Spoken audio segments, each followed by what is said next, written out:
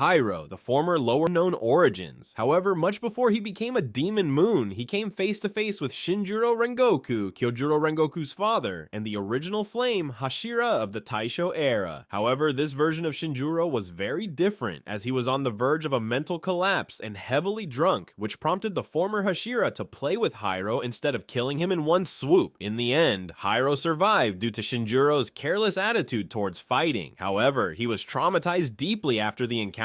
Years later, when Shinjuro retired and Rengoku joined the Demon Slayer Corps, he was assigned a mission to defeat an unknown demon laying havoc in the city of Tokyo, which prompted the young Slayer along with his apprentice Mitsuri to confront him in the heart of the city. Hairo, revealed to be the one behind the widespread attacks, had now climbed the ranks and sat on the chair of Upper Moon 2. Seeing Rengoku for the first time triggered his PTSD so bad that he had to shoot his brains out to lessen the pain that Shinjuro's memory caused, as they both looked so alike. However, Rengoku, true to his oath to the Demon Slayer Corps, engaged the multi-gun wielding demon in combat, ultimately besting him and climbing the ranks to become the newest flame Hashira. Rui, the lower rank 5, was robbed of his childhood due to a frail body that could barely breathe and sustain itself. However, one fateful night he was approached by Muzan, who turned him into a demon to fulfill his wish of a strong body. However, Rui soon discovered that he needed human flesh to survive, which made him commit unaliving in his house. As Rui's parents discovered this, they tried to kill him in his sleep. Rui survived and mortally wounded his parents as their bodies lay on the floor lifeless. Rui contemplated his parents' actions, which he deemed selfish and unbecoming of the loving parents he once knew. Soon, Muzan approached him and convinced him that his parents were imposters and that his real parents would never do such a thing. Rui, who was once again robbed of love, this time by Muzan, sought to create his own family by turning other demons similar to him and sharing his spider powers as they claimed Mount Natagumo. This would soon come to an end as the Slayers would raid down the mountain and face them head on. One by one, all the members of Rui's pretend family were put to the ground, after which Rui was confronted by Tanjiro, who severed his head. However, in a shocking turn, Rui came out unscathed,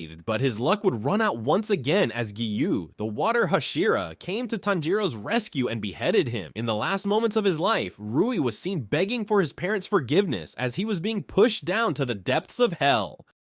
Kyogai, the former Lower Moon 6, was a writer and drummer in his life as a human. In a flashback in the anime, he was seen being berated by another individual due to his boring writing. As stated by the critic, Kyogai had lost all his specialty and was reduced to a loser who only played his Suzumi drum all day long. It is not known how he was converted into a demon or by whom. However, during his tenure as the Lower Moon 6, Kyogai lost his ability to eat humans and grew weak, prompting Muzan to banish him from the lower ranks, scratching out the markings in his eye. This deeply saddened Kyogai, and he vowed to enter back into the ranks by kidnapping and forcefully consuming humans with the special Morechi blood, which had the nutrition of at least 50 normal humans. Later on in the story, Kyogai would be confronted by Tanjiro, who would go on to memorize the patterns of Kyogai's drum blood demon art and finish him off.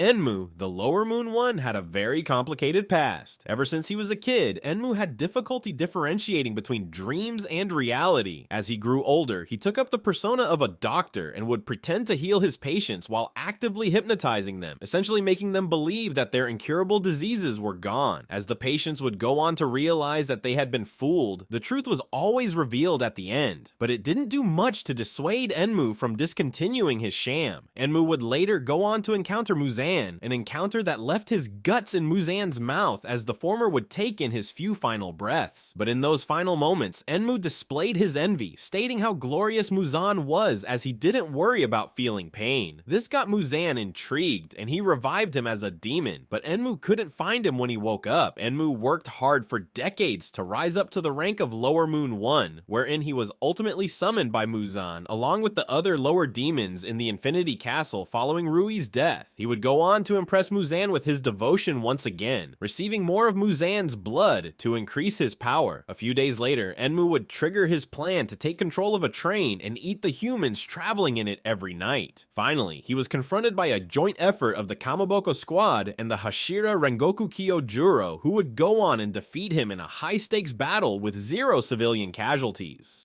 Kaigaku, the new Upper Moon 6, had strong affiliations with both the Demon Slayers and the demons. During his childhood, Kaigaku earned his living as a thief while he resided in a rundown shrine with other orphans, and most importantly, a young Gyume Himejima, who wasn't the stone Hashira yet. During one fateful night, Kaigaku would come across a demon even after strictly being told not to wander the jungle surrounding the shrine after dark. He would then go on to crack a deal with the same demon and sacrifice the lives of Gyume and all the other orphans in exchange for his own life by putting out the wisteria incense around the shrine that hindered demon activity. Later on, Kaigaku and Zenitsu would be recruited by Jigoro Kawajima and trained to be the next Thunder Pillar. However, after years of training, he still wasn't able to learn the first form of the Breath of Thunder, which was the most important. Later on, he would come across the Upper Moon 1 Kokushibo and bend his knees in order to get his life spared. However, Kokushibo would only do so after he agreed to become a demon, which he did. Only a few weeks later, Kaigaku would go on to face his junior, Zenitsu, in the Infinity Castle, where he was defeated with a single strike from the fastest blade to ever exist. Gyutaro, the former Upper Moon 6, was born roughly 100 years ago to a mother in the lowest strata of the entertainment district who was suffering from syphilis. Thus, he too had contracted congenital syphilis that made his body structurally abnormal. His body stature was very awkward, as he potentially had many subfunctioning organs along with a wart and lesion-ridden body. Gyutaro's mother tried to forcefully end her pregnancy several times as she did not have the means to feed a child, which resulted in him being born prematurely. As he was an unwanted child, his mother tried to kill him several times by beating him up, but he survived somehow. Later in his life, Gyutaro would name himself after the word GYU, which means a job that is held by a barker or low-level goon. After the birth of his sister Ubume, Gyutaro became protective of her, as she was born a beauty. After her death at 13, Gyutaro was given a chance to join the demons, and due to the circumstances he was in currently, the option to decline turned out to be a luxury he couldn't afford. Daki, the former Upper Moon 6 and the considerably weaker part of the brother-sister demon duo of Daki and Gyutaro, was born some 100 years ago in the entertainment district bearing the name Ubume. She was considered God's gift to her ailing mother, as she was breathtakingly beautiful and was sure to rake in many customers when she grew up. Later in her life, assisted by her brother Gyutaro in her ventures as an entertainer, Daki started earning a considerable amount. However, when she turned 13, a scuffle between her and the customer led her to poke his eye out. In retaliation, the customer tied and burned her on the ground behind the back of Gyutaro. Finally, Gyutaro would end the life of the customer while Daki was left barely alive. At the end of their lives as humans, they both are approached by Doma, the then Upper Moon 6, who converted both of them into demons that would go on to take his rank. Gyoko, the Upper Moon 5, held the name Manaji as a human. Although his time of birth is unknown, we do know that his parents died in a fishing accident far out into the sea. Days later, their mangled bodies were washed ashore and found by the villagers. Upon seeing the bodies of his parents, Managai developed a disgusting fascination with corpses, as he would often obsess over fish carcasses that washed ashore as well. This led the villagers to ostracize him and keep their distance. Later in his life, Managai would be taunted by a fellow village child for his dealings with the fish corpses. However, Managi would go on to kill the child and stuff his body in a fishing jar. After the parents of the boy discovered the grotesque situation their son had been killed in, they stabbed Managi with a long fishing spear and left him to die from excessive bleeding. Managi was held to life for hours, after which he was discovered by Muzan, converted into a demon and renamed Gyoko. Between the events of the entertainment district and the Swordsmith Village arc, Gyoko managed to unencrypt the secret location of the Swordsmith Village and attacked it along with his accomplice Hantengu, following the orders of Muzan. Gyoko would wreak havoc in the village before being confronted by Muichiro, the Mist Hashira, who finally put him out of his misery by slicing his head into thousands of pieces. Hantengu, the former Upper Moon 4, was a lying sociopath, a human. He committed numerous crimes throughout his human life, ranging from stealing to murder. However, not once did he take accountability for his actions, and when caught, he blamed his hands solely as the culprits of the crimes committed. This would be based on the fact that Hantengu was indeed psychotic. Throughout his life, Hantengu married several women and had many children, but he would end up killing every family, claiming that they were mistreating him. After years of Hantengu Hantengu's terror through various villages, he was finally sentenced to death. But just the night before he was to be killed, Muzan discovered him and turned him into a demon. Later on, we would see him crying and begging for Muzan's mercy in the Infinity Castle after an outburst by the latter. Finally, he was ordered to tag along with Gyoko on their mission to destroy the Swordsmith village, where he ended up fighting almost every demon slayer present. At the end of his life, Hantengu split his body into 3 parts. However, he did have the capability of splitting himself into 5, namely Hantengu, Urami, Sakido, Karaku, Urogi, and Aizetsu, where Karaku, Sakido, Urogi, and Aizetsu could be combined to form Zohakuen. But as he was weakened throughout the night, he decided to let one of the parts battle Mutsuri in the form of Zohakuten while he hid in the heart of another part named Urami. Tanjiro was able to sense this deception, and as the sun rose, Tanjiro chased the body of Urami and cut it open, revealing the real Hantengu. With his newly formed blade, Tanjiro was able to kill Hantengu, which resulted in Urumi and Zohakuten perishing as well.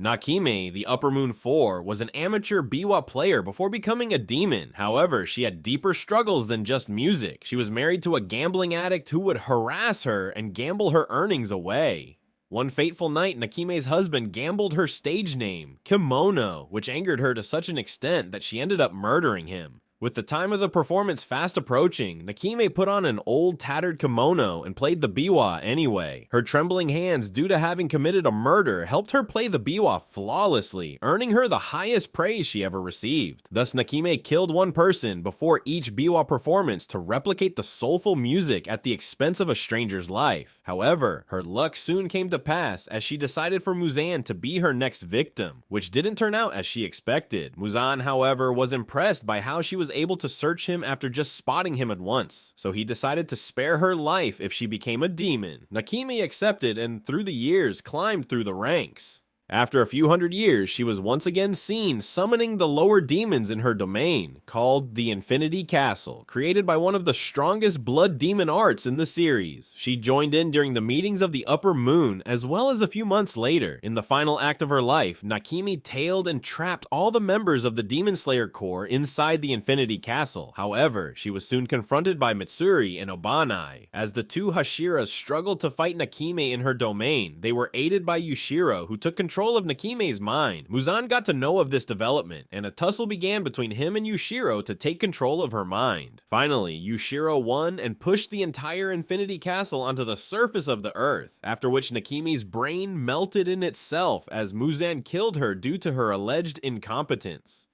Akaza, the Upper Moon 3. Akaza was born to an ailing father hundreds of years ago in the slums of Edo, bearing the name Hakuji. In order to buy medicines for his father, Hakuji resorted to pickpocketing, which forced the magistrate of that time to mark his whole body in lines signifying his status as a criminal. He was outed from society after being labeled as a demon child. This brought Hakuji's father great shame, and he resorted to killing himself, stating that he couldn't take the medicines that were earned dishonestly, but wanted Hakuji to go on and live a full life. Hakuji, with the markings of a thief all over his body, had no room in society at all, which resulted in him picking fights with the people around him. However, one fateful day, after almost killing 7 men single-handedly, Hakuji was approached by Kaizo, a master of the local Soryu dojo. Hakuji wasn't able to digest the man's cheerful nature and, as usual, picked a fight. But in a wild turn of events, he was defeated effortlessly. Kaizo then took him under his wing and, in return, asked him to take care of his sickly daughter Koyuki, who had been bedridden for a long time. Hakuji was able to take care of her easily, as he had taken care of his sick father for many years. During one of their conversations, Koyuki mentioned that she missed the fireworks show that year and was deeply saddened. Hakuji, however, reminded her that there is always next year in order to lift her spirit. Koyuki was deeply moved by Hakuji's words, as he promised her a future that nobody would dare to promise to a sickly girl like her, which gave her a new reason to live and get better. One day, the heir of a rival dojo forces Koyuki outside the dojo in order to stop Kaizo from getting any disciples, which resulted in him getting defeated by Kaizo and Hakuji, who were enraged. In a final act of rebellion, the heir of the rivaling dojo decided to cut off Hakuji's head. However, he shattered his blade by hitting it from the side, ending the conflict due to his fear amongst the other dojo. 2 years later, Koyuki actually became better, and even started picking up chores around the dojo while Hakuji continued training training under Kaizo. Suddenly one day, Kaizo summoned Hakuji and Koyuki and announced that he would like Hakuji to take over his dojo and also take Koyuki as his wife, after which Hakuji silently vowed to protect them both with all he had. The announcement of Hakuji's marriage to the rivaling dojo angered the heir, and he once again fought Hakuji, but only to get utterly demolished. Hakuji then decided to go to his father's grave to share the news of his marriage. However, he returned only to find out that Kaizo and Koyuko had been killed by the rival dojo after being poisoned. An enraged Hakuji went after all the 67 members of the dojo and mangled their bodies with his bare hands in such a way that it truly looked like the work of a demon from the deepest pits of hell. This even caught Muzan's attention, as he thought it was the work of a demon he created. However, he was disappointed only to find Hakuji. Muzan decided to turn Hakuji into a demon, and with no will to live left, Hakuji accepted while donning the name Akaza for centuries to come. Akaza would then go on to lose a blood battle against Kokushibo and Doma to retain the 3rd rank in the upper moons. In the events leading up to the Infinity Train, Akaza would then be ordered by Muzan to find and kill Tanjiro, only to be stopped by Rengoku in his tracks. And finally, in his rematch against Tanjiro in the Infinity Castle along with Giyu, Akaza would once again be reminded of his love, Koyuki, with her soul pleading to him from the other side to give up and surrender, which would result in the only way Akaza would get defeated. Doma, the Upper Moon 2, was born to wealthy parents who ran the Eternal Paradise cult. Being born with rainbow eyes and pale hair, Doma was said to be able to communicate with God, and people came from far and wide to take his blessings. In reality, Doma was a sociopath who couldn't feel any emotions and was confused most of the time, but maintained a fake smile nonetheless. Doma considered everyone who came to the Eternal Paradise cult stupid, as they decided to follow the teachings of a literal child, and this also included his parents. Some years later, Doma's mother would murder his father due to his continued affair with multiple women of the Eternal Paradise cult, and soon follows him to the afterlife by poisoning herself. When Doma came across their body, his first thought was to let the air out, as the blood could permanently drown the room in its stench. At the age of 20, Doma became the first demon to willfully ask Muzan to convert him into a demon, and soon he would recruit the future Upper Moon 6 duo, Daki and Gyutaro. Doma would go on to lure and recruit women to the cult, only to eat them in seclusion. Things went on, and 100 years later, Doma came across a woman named Kotoha, who was running away from her abusive husband to save her baby and herself. Doma took pity and let her in the cult. However, soon she was also joined by her husband and mother-in-law, but they would soon get mercilessly killed by Akaza and abandoned in the woods as he found them annoying. Kotoha, on the other hand, was deemed stupid by Doma. However, due to her beauty and singing talents, Doma decided not to eat her and let her live out her life naturally within the cult. But much to Doma's chagrin, Kotoha found out that he was eating women of the cult and decided to make a run for her life along with her son, Inosuke Hashibira. Kotoha stumbled and got cornered onto a cliff. However, she threw an infant Inosuke down the cliff into a river to save her. Doma ended up catching up to her and devouring her nonetheless. A decade and a half later, Doma would encounter Kanekocho, the flower Hashira, and mortally wound her. However, he was unable to eat her as he had to retreat due to sunrise. Finally, during the battle in the Infinity Castle, he was confronted by Kane's sisters, Shinobu and Kanayo, but in the end, he ends up devouring Shinobu and tiring out Kanayo. As he was about to wound Kanao as well, Inosuke came crashing through the ceiling to confront him, as Doma actively recognized him to be the son of the woman he had eaten long ago. Inosuke surprised Doma with his abilities and was actually able to get some hits in. However, the real surprise came in the form of Doma getting poisoned, revealing that Shinobu had been pumping her blood full of wisteria poison all these years just to kill Doma. Doma ended up perishing as Kanao and Inosuke decapitated him with a combined effort through Kanao's blade.